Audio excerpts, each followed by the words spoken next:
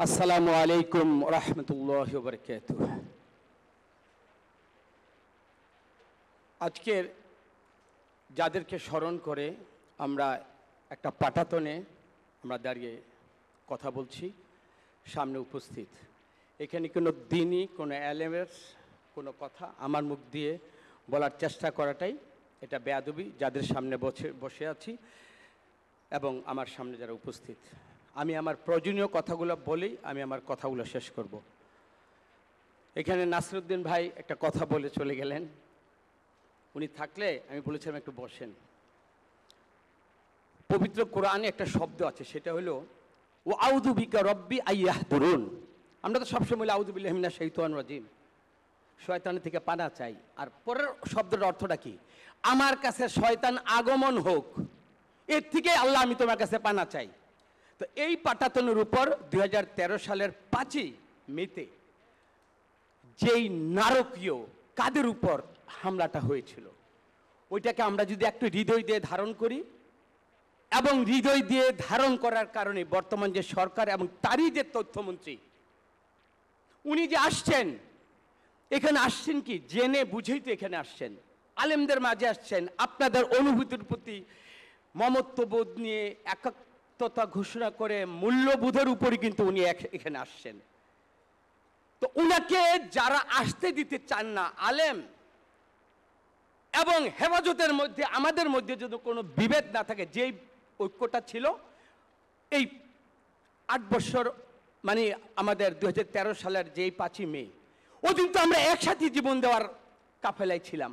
আজ কেন এই 2-2.5 মাসের মধ্যে আমরা কেন ওই পাটাতনটাকে, যেই পাটাতনের উপর স্বৈর শাসককে আমরা একসাথে ফ্রাই করে বাংলাদেশ থেকে বিতাড়িত করেছিলাম, তখন তো আমাদের মাঝে কোনো অনৈক্য ছিল না।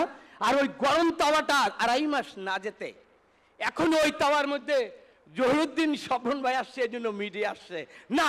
জহিরুদ্দিন স্বপন এই সরকারের বার্তা নিয়ে আসছেন। আমাদের মধ্যে যেরকম কোনো জুলাইয়ের চেতনার মধ্যে আমাদের কোনো বিভেদ নাই, এই আলেমও আমাদের হৃদয়ে ধারণ করে মাথার তাজ হিসাবে ইসলামী মূল্যবোধকে মূল্য দিতে এই সরকার তারই প্রতিনিধি হিসাবে জহিরুদ্দিন স্বপন ভাই আসছে। এই কথাটা আমি যদি নাসিরউদ্দিন ভাইয়ের সামনে বলতে পারতাম আমার মনটা আরো ভালো হতো, কারণ আমরা চাই না কোনো বিভেদের মধ্যে ওই পলায়ন পর কোন দেয়ালার উপর যে অপশক্তি, যে বাংলাদেশের কোনো সুযোগ যদি আসে আমি আপনি কেউ কিন্তু নিরাপদ থাকবো না। 5ই আমার যেই তারিখে ঘটনাটা, আমার বাড়ি মুন্সিগঞ্জ গজারিয়া দিয়া আমার যেতে হলে আমার এই ড্যামরা দিয়ে যেতে হয়। আমি দেখেছি এই শাপলা চত্বর কাদের রক্তে রঞ্জিত হয়েছে। বিশেষ করে 5ই এই অগাস্টের জুলাইতে এই যে হেলিকপ্টার দিয়ে এই ভয়ঙ্কর হাসিনা কি বলেছিল, হেলিকপ্টার দিয়ে নাকি পানি দিয়ে নাকি আমার এই মানুষগুলোকে নাকি উনি শান্ত করতে চেয়েছে। কত বড় মিথ্যাচার এই জমিনে করছে, আল্লাহ তার বিচার করছে না? এই আপনার ড্যামরাতে এই আলেমুল আমাদের সবচেয়ে বেশি ভূমিকা ছিল, এটা তো আমরা নিজ চোখে দেখেছি, গাওয়াই তো আমরাই দিলাম। এদেশের মানুষ তো আমরা, এদেশের মানুষ খালেদা জিয়ার জন্য এই লক্ষ লক্ষ মানুষগুলোকে আপনার যারা জান নাই। তারেক রহমান যখন বাংলাদেশের সংসদে বক্তব্য দেয়, তখন কি আল্লাহ নামে এই যে সর্বশেষ বক্তব্যটা দিল 7 বার আলহামদুলিল্লাহ বলে আল্লাহর উপর শুকরিয়া করি তো উনি বক্তব্যটা দিয়ে যাচ্ছেন। তো আমরা কেন তারেক রহমানকে আমাদের খলনায়ক বানিয়ে, আমাদের ভুল ত্রুটি থাকতে পারে, আমরা যদি কোনো চেতনা থেকে কমিটমেন্ট থেকে বাইরে যাই, আপনারা আমাদেরকে সচেতন করবেন। ব্যক্তিগতভাবে যখন এই মঞ্চে দাঁড়িয়েছি, আপনাদের এই যে আলেম, আমার ব্যক্তিগতভাবে কোনো আলেমের যদি দরকার হয়, আমি মামুনুল হক সাহেবকে, এই আমার যার সাথে আমি একসাথে ইলেকশন নুরানি ভাইকে, কেন আমরা ইজ্জত দেই না? তো আমাদের মধ্যে এরকম একটা ঐক্য থাকা লাগবে। আমি আমার বক্তব্যের শুধু আপনি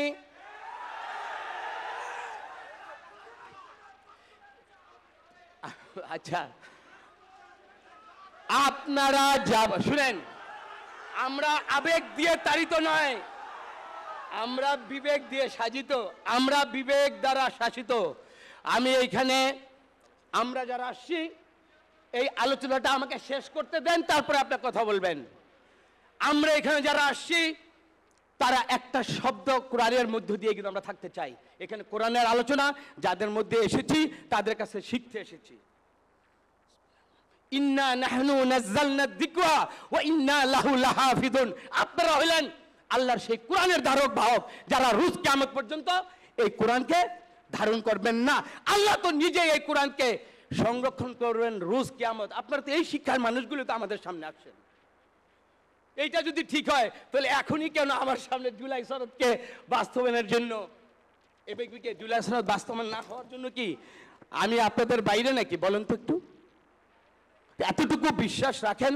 তারেক রহমান বলেছে দক্ষিণ প্লাজায় জুলাই সনদ নিয়ে যা আমরা বলেছি সেটা করব। বাকিগুলো সংসদে এখানে কমিটি হয়েছে, সংসদ কমিটির মাধ্যমে আমরা আবারও বলছি ইনশাল্লাহ একটু সবর করেন না। আমরা সবরের মধ্যে দিয়ে থাকতে চাই এবং আপনাদের মধ্যে আমি বলতে চাই আল্লাহুম্মা জাআলনি মিন সাবুরা ওয়াজআলনি শাকুরা ওয়াজআলনি ফি আইনি সাগীরা ও ফি আইউনিন নাসি কাবীরা। আমরা আল্লাহর কাছে আমরা ছোট থাকতে চাই, আর আপনাদের সবাইকে নিয়ে আমরা আপনাদের কাছে ছোট থাকতে চাই।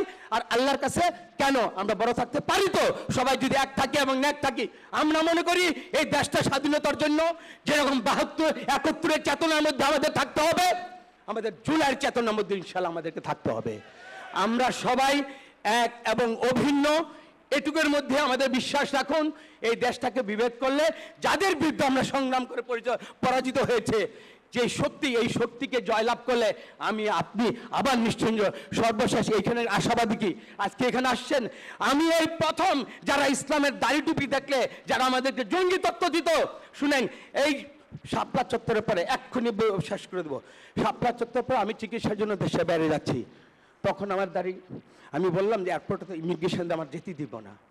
তখন একজন বললো কি তুমি যুদ্ধের ক্ষেত্রে দাড়িটা সাফ করে যাও। তখন আমি আল্লাহর উপর বললাম তো আমি যে কোনো কিছুর জন্য হুজুরদের আমি মোয়ামেলায় যাই, আমি যে কোনো ফতুয়াটা জানি।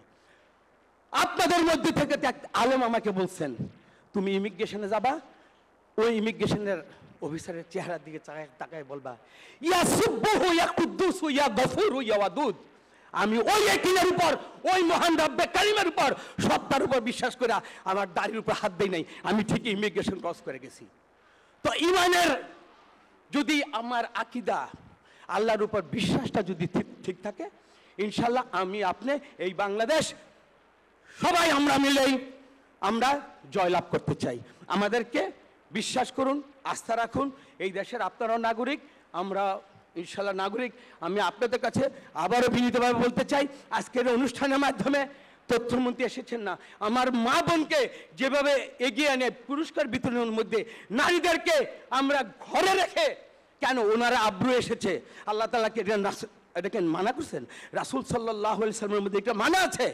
তো সুতরাং আজকে আমি মামুনুল হক সাহেবকে আমি বিনীতভাবে ওনার প্রতি আন্তরিক কৃতজ্ঞতা, ইসলামের নামে জঙ্গিত্বের নামে যারা আমাদের সমাজ বিনির্মাণে এই নারী মা বোনদেরকে দূরে রাখতে চায়, আমরা ইসলাম, আমার রাসূল সাল্লাল্লাহু আলাইহি ওয়াসাল্লামের তরিকা সমস্ত কিছুকে আমরা বুকে ধারণ করে লালন করে আগামী দিনে ইনশাল্লাহ আমরা সবাই এক থাকবো।